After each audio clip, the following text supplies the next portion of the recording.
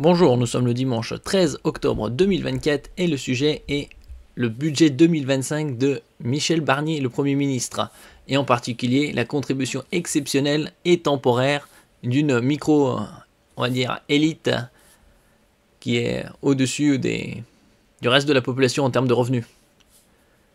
Finalement, la contribution exceptionnelle temporaire des plus hauts revenus concernera beaucoup moins que les 65 000 contribuables visés. Et ça, c'était temporaire pendant 2-3 ans. En fait, ce sera jusqu'à 2027.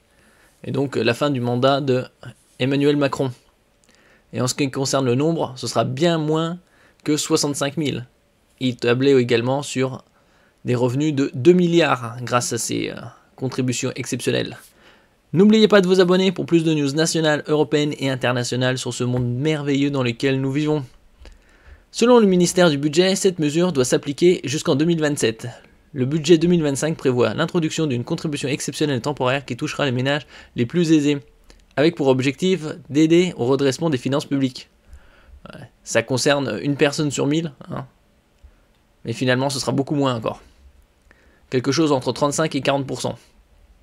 Une disposition qui ne concerne que quelques dizaines de milliers de foyers aux revenus les plus élevés et n'affecte aucun foyer non imposable.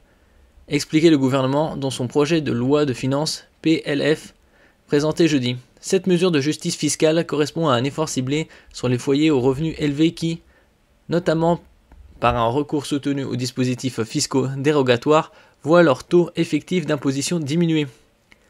Selon le ministère du Budget, cette contribution exceptionnelle, qui s'appliquera jusqu'en 2027 et portera sur les revenus de l'année 2026, vise à garantir un taux moyen minimum d'imposition de 20% pour les foyers concernés, limitant ainsi l'optimisation fiscale.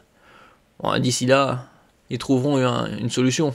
Ils partiront ou ils demanderont la nationalité d'un pays limitrophe.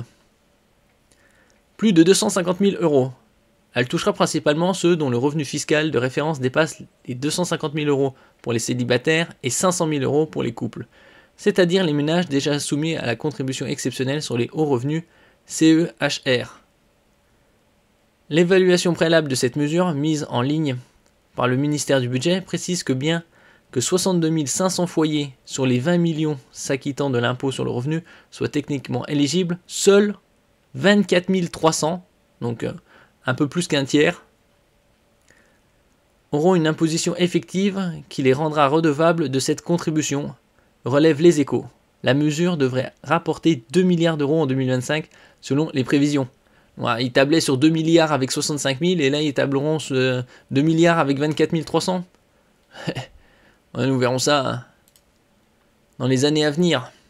Qu'est-ce que ça donnera? Ces 60 soi-disant milliards d'économies en tout genre. Merci pour votre écoute et à la prochaine.